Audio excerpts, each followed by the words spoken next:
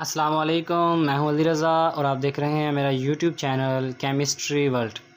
नाज़रीन, ज्योमेट्रिकल आइसोमरिज़म में ये आज हमारा सेकंड चैप्टर है, जिसमें हमने देखना है कि जो सिस और ट्रांस आइसोमर हैं, ठीक है, उनमें बेसिक डिफरेंस क्या है, उनकी डिफाइंस देखेंगे बेसिकली, और फिर देखेंगे कि इनकी जो फिज़िकल और केमिकल प्रॉपर्टीज़ में डिफरेंस आ जाता है कि किस तरह एक ग्रुप के चेंजिंग की वजह से एक आइसोमर दूसरे आइसोमर में चेंज हो जाता है।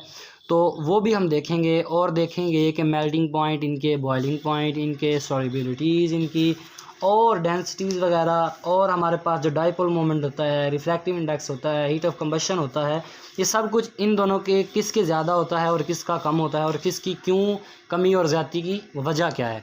चलें आगाज़ करते हैं। सबसे पहले हम देखते हैं कि जो हमारे पास सिस और ट्रांस आइसोमर है, इनकी डिफाइंस क्या हैं। तो सबसे पहले जो हमारे पास आता है वो है सिस आइसोमर, ठीक है। सिस आइसोमर बेसिकली जब हम बात करते हैं अल्कीन के केस में, तो एक ग्रुप इधर, एक इधर, एक इधर और एक इधर, ये नहीं है। तो एक ग्रुप यहाँ लगेगा, एक ग्रुप यहाँ लगेगा, एक ग्रुप यहाँ लगेगा, एक ग्रुप यहाँ लगेगा, ठीक है। अगर तो ये जो ग्रुप अटैच हो रहे हैं, ठीक है, चार ग्रुप, इनमें एक तो बेसिक डिफरेंस ये है कि जो चार ग्रुप अटैच हों वो दो डिफरेंट टाइप्स के हों, ठीक है। जैसे अगर यहाँ पर मैं लगा दूँ मिथाइल ग्रुप और यहाँ पर भी लगा दूँ मिथाइल ग्रुप और यहाँ पर लगा दूँ COOH ग्रुप और COOH ग्रुप, तो देखें आप यहाँ पर अगर गौर करें तो कुछ आप अंदाज़ा लगा सकते हैं यहाँ पर कि ये जो सेम ग्रुप हैं वो सेम साइड पर हैं, ठीक है। यहाँ पर भी ये सेम ग्रुप सेम साइड पर हैं। तो ऐसे आइसोमर्स जिनमें रेस्ट्रिक्टेड बॉन्ड्स के गिर्द जो ग्रुप लगे हुए हैं कार्बन्स के साथ, अगर वो सेम ग्रुप सेम साइड पर हों तो वो हमारे पास बेसिकली सिस आइसोमर होता है। ये जो ग्रुप अगर सेम साइड पर हैं तो ये हमारे पास सिस आइसोमर होता है। तो हम लिखेंगे isomers in geometrical isomerism, isomers the GI geometrical isomerism, ठीक है, that have same groups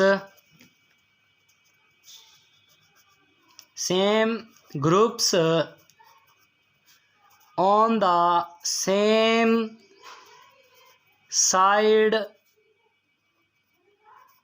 of double bonded carbon. यानी कि जियोमेट्रिकल आइसोमरिज्म में वो आइसोमर्स जिन पर जो कार्बन है, यहाँ पर जो डबल बॉन्डेड कार्बन है, इस पर जो ग्रुप अटैच हैं वो सेम हों और वो सेम साइड पर भी हों, तो ऐसे आइसोमर्स हमारे पास बेसिकली सिस आइसोमर्स कहलाते हैं। इसी तरह अगर हम बात करें ट्रांस आइसोमर्स की, तो आपको यहाँ से पता चल गया होगा कि ट्रांस आइसोमर्स बिल्कुल इसके उलट होगा। उलट इस तरह होगा कि ये हमारे पास कार्बन आ गई, ये हमारे पास दो ग्रुप्स आ गए जो इसके साथ अटैच होंगे, ठीक है। और यहाँ पर आप खुद गैस करें कि एक मिथाइल ग्रुप यहाँ पर है, अगर दूसरा भी मैं यहाँ पर लगा दूंगा तो ये तो सेम एक साइड पर हो जाएंगे, तो ठीक है। तो यहाँ पर हमारा कार्बोक्सिल ग्रुप आ जाएगा और यहाँ पर एक ग्रुप आ जाएगा हमारा कार्बोक्सिल ग्रुप और यहाँ पर आ जाएगा मिथाइल ग्रुप। आपने सिर्फ ये नहीं देखना कि जो आपका सेम ग्रुप्स हैं वो इसी ही साइड पर जो हैं वो सेम हैं, ठीक है। सिर्फ इसी साइड पर नहीं देखना आपने, ठीक है। वो ग्रुप यहाँ से भी सेम हो सकते हैं इस साइड पे। अगर मैं यहाँ पर मिथाइल लगा देता तो ये भी हमारे पास सिस आइसोमर होता, ठीक है। तो हमें तो ट्रांस बनाना था, तो इसलिए हम मुखालिफ साइड पे लिखेंगे, इस तरह देखेंगे, किसी साइड से भी वो सेम ग्रुप नहीं होने चाहिए। तो यहाँ पर ये कार्बोक्सिल ग्रुप और मिथाइल ग्रुप डिफरेंट हैं, यहाँ पर कार्बोक्सिल और मिथाइल ग्रुप डिफरेंट है, तो दोनों साइड से आपने देखना है। तो ये जो हैं हमारे पास isomers that have isomers in GI geometrical isomerism that have same group on opposite sides. ये आपने याद रखना है कि एक ही ऑपोजिट साइड से नहीं देखना कि यहाँ पर और यहाँ पर तो डिफरेंट हों, मगर यहाँ पर सेम हो जाए, ठीक है, जैसे मैं यहाँ पर मिथाइल लगाकर यहाँ कार्बोक्साइल लगा रहा था तो यहाँ पर मिथाइल लगा देता, तो ये दोनों तो डिफरेंट हो जाते, तो ये सेम हो जाते, तो ये हमारे पास सीज ही बनता। Group on opposite sides on the same carbon या डिफरेंट कार्बन्स पर डबल बॉन्डेड। ठीक है, जो डबल बॉन्डेड कार्बन है उनके अगर सेम साइड पर होंगे दो सेम ग्रुप्स, तो हमारे पास ये ट्रांस आइसोमर हो, सिस आइसोमर होगा। अगर डिफरेंट साइड पर होंगे तो ये हमारे पास ट्रांस आइसोमर होगा। इसके बाद हम देखते हैं कि इनकी जो डिफरेंट प्रॉपर्टीज़ हैं वो किस तरह वेरी करती हैं। जो फर्स्ट प्रॉपर्टी है हमारी पास ज्योमेट्रिकल आइसोमर्स की, वो है स्टेबिलिटी। ये आप लिख लें, यहाँ पर नोट कर लें कि ये शॉर्ट क्वेश्चन एग्जामिनेशन के हिसाब से भी बड़ा इंपॉर्टेंट है और आपका लॉन्ग लिविंग कंसेप्ट भी है कि स्टेबिलिटी ज्योमेट्रिकल आइसोमर्स में सिस की ज़्यादा होती है या ट्रांस की ज़्यादा होती है। तो आप देखेंगे कि जो स्टेबिलिटी होगी वो डिपेंड करेगी स्ट्रक्चर, ठीक है, फॉर्मेशन पर। जिस तरह यहाँ हमारे पास है कार्बन, एक कार्बन यहाँ पर है, मैं आपको दोनों को रिलेट करके दिखाऊंगा। ठीक है, एक कार्बन है यहाँ पर, ठीक है, और इनके साथ हम ग्रुप्स लगा देते हैं। दो ग्रुप यहाँ लगेंगे, दो ग्रुप यहाँ लगेंगे, दो ग्रुप यहाँ लगेंगे, दो ग्रुप यहाँ लगेंगे। ठीक है, तो जब दो ग्रुप यहाँ पर बल्कि ग्रुप्स लगाते हैं हम, फॉर एग्जांपल हम ग्रुप लगा देते हैं, यहाँ पर एक कार्बोक्साइल ग्रुप लगा देते हैं, ये मैं आपके लिए सिस के लिए बना रहा हूँ। ठीक है, और दूसरा यहाँ पर लगा देता हूँ कार्बोक्साइल ग्रुप, और यहाँ पर लगा देता हूँ मिथाइल ग्रुप, और यहाँ पर लगा देता हूँ मिथाइल ग्रुप। तो आप अंदाज़ा लगाएं कि इसके जो ऑपोजिट हमने सिस के बाद बनाना है ट्रांस, ठीक है, तो वो किस तरह होगा। तो उसमें हमारे पास यहाँ आ जाएगा मिथाइल ग्रुप, यहाँ आ जाएगा मिथाइल ग्रुप, ठीक है, और यहाँ आ जाएगा कार्बोक्साइल ग्रुप और कार्बोक्साइल ग्रुप। अच्छा, यहाँ से किस तरह पता चल रहा है, अभी तक तो आपको नहीं पता चल रहा होगा कि इनमें स्टेबिलिटी किसकी ज़्यादा है। तो स्टेबिलिटी आपको यहाँ से अंदाज़ा होगा कि ये जो दो ग्रुप्स हैं ये एक तो सेम कार्बन पर हैं, ठीक है, और एक दूसरे के करीब हैं, ये भी एक दूसरे के करीब हैं। तो आपको पता है कि जो सेम ग्रुप्स होते हैं, जैसे मैं आपको एक मोटी सी एग्जांपल दे दूं, लाइक चार्जेस जो होते हैं, जैसे ये भी पॉजिटिव है समझ लें, मैं वैसे एग्जांपल के तौर पर बता रहा हूँ, ऐसा है नहीं, ये भी पॉजिटिव है। तो जब ये पॉजिटिव दोनों एक दूसरे के करीब होंगे तो आपका क्या अंदाज़ा है कि ये एक दूसरे को एक तरफ खींचेंगे? नहीं, ये जेल नहीं करेंगे ओवरऑल कंपाउंड को, ये रिपेल करेंगे, और रिपल्शन यहाँ से भी होगी। ठीक है, ये नेगेटिव लगा लें, ठीक है, और ये नेगेटिव लगा लें। तो सेम ग्रुप्स, हैवी या बल्कियर ग्रुप्स एक ही साइड पर होंगे, जिसकी वजह से हमारे पास जो स्टीरिक रिपल्शन है, स्टीरिक रिपल्शन ज़्यादा हो जाएगी। स्टीरिक रिपल्शन ज़्यादा होने की वजह से हमारे पास जो स्टेबिलिटी होगी वो स्टेबिलिटी डिस्टर्ब होगी, हमारे पास स्टेबिलिटी डिस्टर्ब हो जाएगी। स्टेबिलिटी जब डिस्टर्ब होगी तो मतलब वो स्टेबिलिटी हमारे पास डाउनफॉल जाएगा, यानी कि स्टेबिलिटी कम होती जाएगी। अब आपने यहाँ पर ये याद रखना है कि जिस कंपाउंड में या ऑप्टिकल आइसोमर में स्टीरिक रिपल्शन ज़्यादा होगा, स्टीरिक रिपल्शन ज़्यादा होगा, स्टेबिलिटी उसकी उतनी कम होगी। ठीक है, स्टेबिलिटी उसकी उतनी कम होगी, और जितना स्टीरिक रिपल्शन कम होगा स्टेबिलिटी उसकी उतनी ज़्यादा होगी। ठीक है, ये स्टेबिलिटी और ये रिपल्शन में, स्टीरिक रिपल्शन में रिलेशन है। ठीक है, अब आप देखें कि इनमें स्टीरिक रिपल्शन किस में ज़्यादा है और किस में कम है।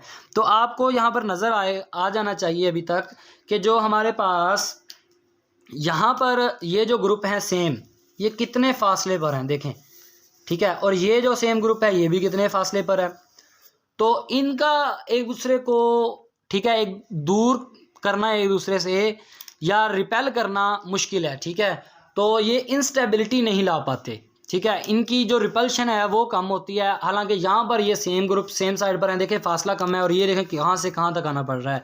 तो इसकी वजह से स्टीरिक रिपल्शन ट्रांस में हमारे पास कम हो जाती है, trans shows less steric repulsion. ठीक है, और जो सिज है हमारे पास, सिज शो मोर स्टीरिक रिपल्शन। अब मैंने आपको बताया कि जितनी स्टेरिक रिपल्शन हमारे पास ज़्यादा होगी ठीक है, उतनी स्टेबिलिटी कम होगी। जितनी स्टेरिक रिपल्शन कम होगी उतनी स्टेबिलिटी ज़्यादा होगी। तो आप खुद अंदाज़ा लगा चुके हैं यहाँ पर जो हमारे पास स्टेबिलिटी होगी वो स्टेरिक रिपल्शन के इन्वर्सली है। तो less steric repulsion more stability, more stable. ठीक है, हमारे पास यहाँ पर ट्रांस जो आइसोमर होगा ज्योमेट्रिकल आइसोमर में वो हमारे पास हमेशा मोर स्टेबल होगा, और सिस आइसोमर जो होगा वो हमारे पास लेस स्टेबल होगा, क्योंकि ये हमें मोर स्टेरिक रिपल्शन देगा। तो ये एक शॉर्ट क्वेश्चन था बड़ा ही इंपॉर्टेंट कि which isomer is more stable, या फिर इस तरह शॉर्ट क्वेश्चन आता है why trans isomers in geometrical isomerism show more stability. इसके बाद जो सेकंड हमारे पास एक चार्ट मैं आपको बनाकर दे देता हूँ जिसमें आप स्टेबिलिटी याद कर सकते हैं कि कौन कौन से जो स्टेबिलिटी या प्रॉपर्टीज़ हैं वो किसकी ज़्यादा हैं और किसकी कम है जी। तो अगर हम फर्दर प्रॉपर्टीज़ की बात करें तो जो हमारे पास सबसे पहले मेल्टिंग पॉइंट आता है वो आपने याद रखना है कि जो हमारे पास सिस आइसोमर है इसका मेल्टिंग पॉइंट लोअर होता है। ठीक है, मेल्टिंग पॉइंट इसका लोअर होता है ट्रांस आइसोमर से।